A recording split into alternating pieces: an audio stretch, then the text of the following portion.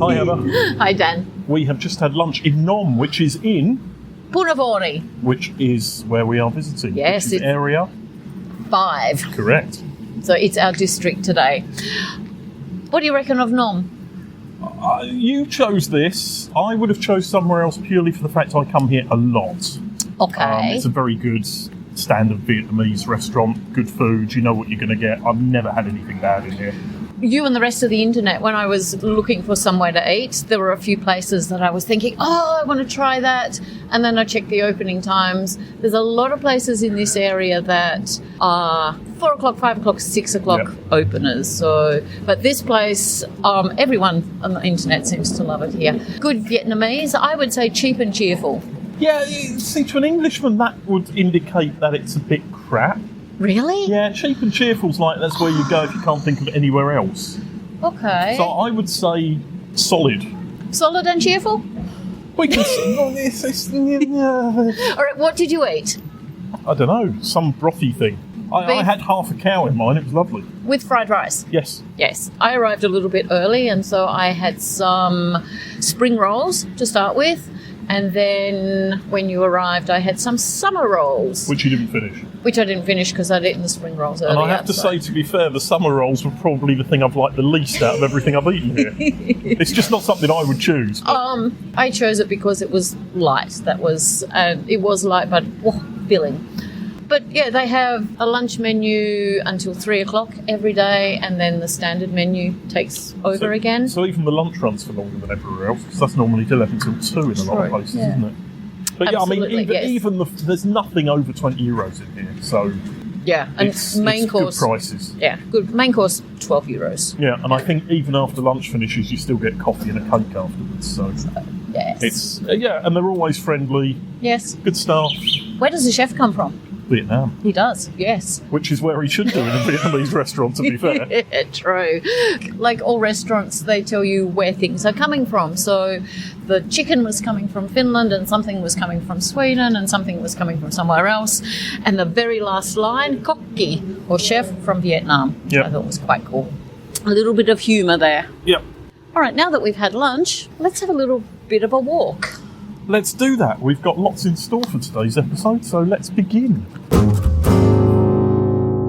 All right, we are situated outside Iso Robertin katu.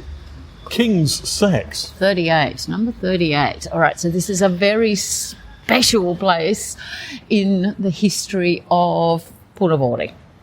So Punavuori has a few names. Do you know what its nickname is in like Helsinki slang? No, yeah. Röperi. Have you heard people talk about röperi? No, I don't know anyone from this area. Okay, all right. So the slang, Helsinki slang is röperi. And there has been a movie and a television show made by the same name. And it's actually röperi. The novel, or the book, came about, it was a collaboration with, now I can't remember the other person that wrote it, but Tom Sjöberg. So Tom Sjöberg is a retired Helsinki gangster, and he was into so many... As gangsters are, he was into all sorts of stuff, including smuggling alcohol. Is this during Prohibition times then, or actually just generally? Post-Prohibition. Okay. So he was like, the book Röperi is like the crime years 1955 to 2005. So no, alcohol was definitely most recent. I was even living here. And so this was, I don't know if it's the first sex shop, but certainly it's like the pawn shop. It's the best one. It's the best one. And I just wanted to have a quote from you we can put in the thing. It's the best sex shop. The best sex shop. Makia actually have, the clothing brand. Mm-hmm. So Makia are also from Punavuori. They started in 2001. And they at the moment have a King Sex pawn shop clothing line. Yeah, so Makia, they do collaborations with lots of Finnish brands. They've done a collaboration with Aalto, for example. Karhu, I think they did a collaboration with. And now they've done a collaboration with King Sex. So they're actually celebrating their... they started in 2001, so their 24th anniversary. Punavuori is 0.42 kilometres squared, so it's still a small one, but it's not as small as last time. Not as small as last time. Population is 8,440. So that's a population density of 20,095 per kilometre. It's quite dense. Yeah. Postcodes 120 and 150. And as you said earlier, this is subdivision 5. How many people work here? About 6,300. Right. What does Punavuori translate as into English? No, direct translation would be like Red Mountain, Red Yes. Hill. Red Mountain. And do you know why it's called that?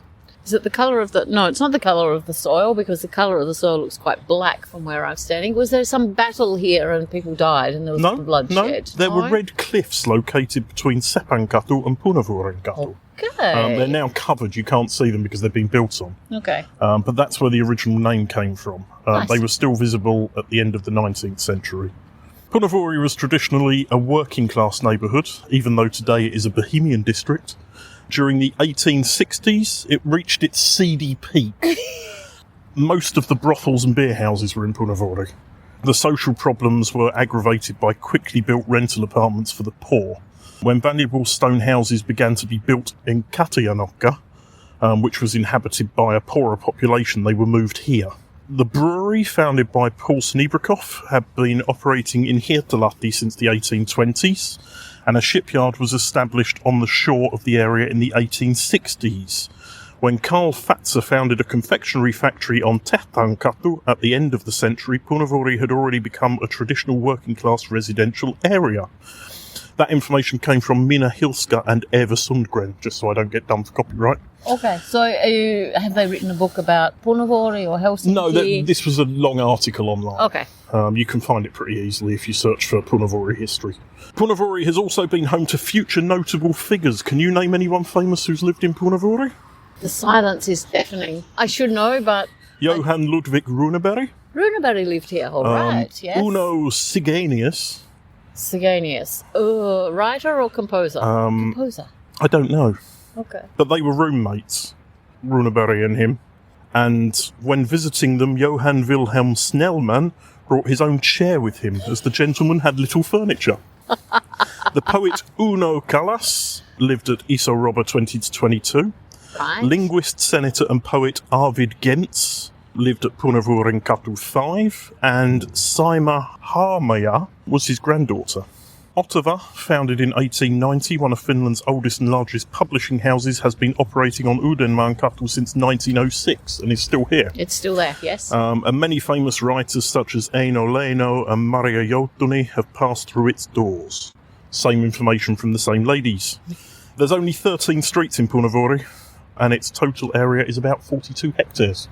We're now in Snebrikov Park, officially named after the brewery. It was the original site of the brewery, which operated next to the park from 1819 to 1992. The brewery now houses the Kilttagallery restaurant. In winter, this is a popular sledding hill that we're looking over. I can imagine it would be. So we're also looking at the Snebrikov Taidemuseum, the art museum. It's Yes. located on Boulevardy at the edge of the park. The building, which served as the home of the Snebrikov family and a brewery office, was completed in 1842. The heart of the museum is Paul and Fanny Snebrikov's collection of art and objects, which was transferred to the Finnish state as a gift in 1921. It's a good-looking building. The problem is all these horrible high-rises they put around it, to be fair. Tehtan Puisto and Seppan Puisto Kenttä. Senator Otto Wilhelm Klinkalström founded a garden in Punanotko as early as 1825, which were open to the public. Wow. In the following decades, the Guard Battalion used it for a shooting range and growing vegetables, rather than shooting vegetables and growing soldiers. Rangers. Yeah. Okay.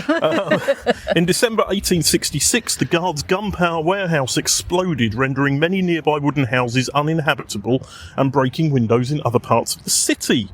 In 1875, the Punanotko Esplanade, leading from Orotia to the shore and the associated park, 3 times larger than the current one, were planned. In 1887, Paavalinkatu, Kapteeninkatu and Kalastajankatu were changed into Tehtankatu. Space was now reserved to the south of it for a large factory area. The reservation was cancelled in 1900, but the name and the park remained as a reminder of the abandoned plans. So that would have been a factory there. That would have been a factory. Yep. We've just started heading away from the Snebrikov Park, but we noticed the building, which I've looked at the windows for several times, this Britannia-talo. Britannia-talo. So we had to look it up. Tell us what you found, Heather. Okay, so 1904 it was built. It was originally an orphanage, like homeless youth safe house, shelter, and also a kitchen for distributing food, like an old-time food bank. Which is very in keeping with what we were reading about the area before, about it being a poor neighbourhood and people needing help. So, it's currently being renovated, which is probably what drew us to it this time. But, yes. So, 1949, it transferred to ownership of Helsinki City, and it's been used as a kindergarten, and then also Helsinki Library have had a southern wing here. Right. And I think they've had spaces that you can rent. I mean, like most city properties, if they have space that is not used at certain times of the day, you can always rent it. So school kitchens, for example, you can rent in the evenings. So. It's quite a unique building for its windows. There's not many places that have the rounded windows in Helsinki, are there? It's almost like church windows in places. Yeah. So the architect was K.A. Vrede. Or if we don't W-R-E-D-E, so I'm not quite sure how to pronounce his name, but they were the architect. It's a biblical name, that's where it's coming from, currently used. Okay, they also have some theatre space here as well. That's what I thought it looked like, so maybe that's, when I saw it last time, that's what I noticed. It's got that sort of entrance to it, although that's behind the shrink wrap at the moment. Okay, so Sun Theatre, Theatre Mars, Sirius Theatre and Theatre Venus. Okay, so it's a workshopping space as well, I assume. Yeah. Yes. Okay. All right, let us continue. Let's. So, Heather, we are standing by Helsinki's probably most famous toilets that aren't toilets anymore. Bar restroom, karaoke bar restaurant. What year was this built and why?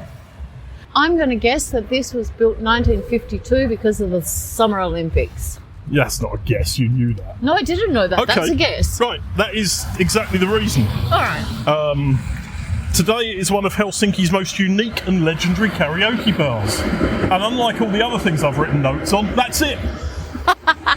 But what we can see is this is almost traditionally English, because here we've got the bar, and right next door we've got the church, the way they did things in England. Well, let's go and check out the church while we're here. Right, what can you tell me about the church? Okay, so the church was actually, there was a competition. The congregation had a competition to design the church, and so the winning design, actually the first time round they didn't like the winning design, so they're like, no, we don't like this, so we're going to have another competition. And now this is so embarrassing, I should remember who designed it. I can tell you that the spire can be pulled in so that it's not a visible target. Okay. So the idea is that the spire can be pulled in. Is this an altar building? It looks it, doesn't it? I think it's an altar building. And it's opposite the Italian embassy, if anybody watched the last, or listened to the last episode. The embassy that managed to slip just through fades into the background. Slipped through the cracks. It's like that Homer Simpson bit where he shrinks into the bush. So this is the church, this is the Anglican church. Yes. It has services in English, Finnish and Swedish here. And they actually have an English-speaking priest who does a service once a month or once a fortnight. Okay. They had the Christmas Bazaar in here last week. Last week when we were recording, so a couple of weeks ago. So we can actually say this is an annual event. Is it always the last weekend of November or the first weekend of December? I think it depends where it fits in the calendar. All right, so... But they have it in the crypt, which is underneath them, it's basically... They've made the crypt the church hall for English speakers. So it's under the church. It's a really large space. And for the Christmas Bazaar, they have some live music. It's the only place in Helsinki you can buy Christmas crackers at Christmas. So, Dan, Did you get your Christmas crackers? Did you get there on time? Did you get your Christmas crackers? I was about person number 9 in the queue. I got my crackers. Very good. And then I left straight away. So Christmas has been saved. Christmas can go ahead now, yes. Yes. Okay. So carrying on from Karaoke Bar Restroom, we are now back in Isorova, where we started. And there are 3 bars on the street. Only 3? Well, no, of note. There are 3 bars. Note. The closest, we are at the far end from the centre. So walking this way, the first pub we're going to come to of note is Tommyknocker. It's a small craft beer bar. Always amazing service in there. Do they have good beers? It's craft beer, so yes. They've got 5 taps, maybe 6. Nice little place. And then a little bit further up the street, you've got the alternative to that, which is the big version, which is Black Door. Oh, yes. Which opened in 1992. They say it's a beer restaurant for beer restaurants in their tagline online. Probably didn't translate well. Connoisseurs will always find something to their liking from a wide range of products, guided by professionals. Competing for the most taps in Helsinki, I would say, in a single bar. Wow, okay. There's about 20 taps. There's a lot. There's a lot. And then next door to that, we have The Riff, which was founded by UC69, the drummer in the 69 Irons. Oh, yeah. That's probably the best thing about it, because I've never liked it in there. It's too busy, there's not enough seats, you know. Is there enough beer? Well, It's not a good beer place. Not a good beer place. No, but then also, not in this street, but close by, is the Punavuori in Ahven, one of the fish pubs. One of the fish pubs. I like the fish pubs, yes. Do you know how many there are in the chain? 8? 6. Okay. They've got a good tap selection and a cosy feel even in the larger bars with those. They're meant to be like local pubs. It's the sort of feel they try and give. Okay, did you find Gorska? Bar? Yeah, it's a shop and bar, low and no alcohol drinks. And Brewster, everything I said online was cheapest beer in Helsinki. It is. I wouldn't say it's anywhere near the best, but it's certainly the cheapest. I've spent many an evening in there as well. Okay. Helsinki has a couple of secret bars, like these speakeasy type bars. Yep. One of them is Trilby and Chadwick, and a sister bar to Trilby and Chadwick is Bob's Laundry, which is down on the other side of Punavuori, where we just walked from, which I forgot to point out to you. So here we are in Isorova, like the walking street. Got a quiz for you. So it is actually Finland's first, or at least Helsinki's first walking street. Right. When was it officially turned into a walking street? Was it 14th of September 1985, or was it the 19th of April 1895, or was it the 19th of September 1995? 85. 14th of September 1985. Ding, ding, ding, ding, ding. Yeah, First prize to that Dan. sounds about Yes. right. Yeah. But it was some planning involved. We've just done a couple of art galleries. We have. The 2 smaller ones. Well, yeah, no, we didn't. We did one. And the other one was closed because they're putting up their Christmas sales. Christmas exhibition, Yeah. yes. So They do actually call it a Christmas sale. do they? They do, but okay. it's the time of normally they have 2 spaces because this is local we're talking about. They have the white wall Yes. and they have the main room. Okay. And this is the time where there's only one piece of artwork by each artist and it gets replaced as soon as it's bought, and they just keep turning stuff over Okay. leading up to So, Christmas. Christmas sale. But things are a little bit cheaper, I think. They knock like 10-20% off because it's the stuff that's been there through the year. Okay. So they're making space. Yeah. But it's a nice little gallery. I like that one. But we just went into Simne for the first time. Simne, yes. I walked past it. They were having an opening once, and I was too shy to go in and join because everybody was drinking sparkling wine. I was like, "Oh, that looks nice," but I didn't go in. Yeah. Dog inspired. Dog walking inspired, and we saw on the floor this fantastically pulled apart football, which, yeah, that dogs like to pull footballs. To be fair, apart. when I was in my 9 to 14 phase, I'd still have been playing with the ball like that. Okay. Anyway, I want to talk about restaurants because my job today was to talk about restaurants. And do you know how many restaurants there are in this area? Too many. Way too many. Okay, so I have settled You could probably on... eat in a different restaurant every day for 60 to 70 days around here, couldn't you? I wouldn't say 60 to 70 days, but certainly... Well, if you weren't having lunches, if it was just dinners... If it was just dinner, Probably 6 weeks at least, yeah. So at least, easily. So we're actually just back from Yes, Yes, Yes. And you know what's so cool about Yes, Yes, Yes? It's very positive. Oh, it's extremely positive. What else is cool about Yes, Yes, Yes? I don't know. All right, so you're probably not going to be so excited by this fact. It's a vegetarian restaurant. I don't mind vegetarian. It's vegan I'm not up for. What's the difference? You can still have eggs. The eggs is such a vital ingredient for making... And butter and cream. Yeah, all right, yes. Okay. I mean, actually, there's a big difference between vegan and vegetarian. All right. The other thing about Yes, Yes, Yes, do you know who was there earlier? Which restaurant was there earlier? Is this new now? This is new past few years. Okay, so this is the one that used to have the greenhouses outside in the summer. In the summer, they've had the little greenhouses or